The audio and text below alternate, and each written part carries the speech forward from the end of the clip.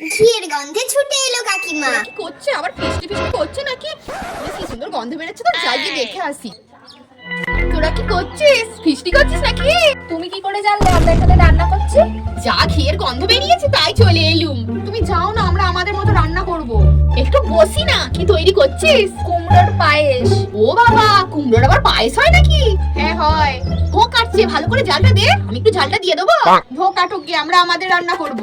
আচ্ছা বসি না, একটু টেস্ট করেই যাবো।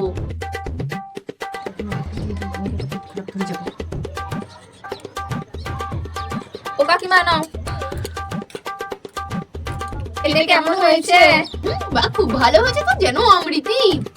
ওই তুই আবার যখন রান্না করবি তোমাকে বলবি। আমাদেরকে আর বলতে হবে না, তুমি গন্ধে গন্ধেই ছুটে চলে আসবে। আর একটু বেশি হলে তোর কাকার জন্য ছেলে মেয়েগুলোর জন্য নিয়ে যেতুম। নিজেকে দিয়েছি তাই হয় না, আবার কাকা আবার ছেলে।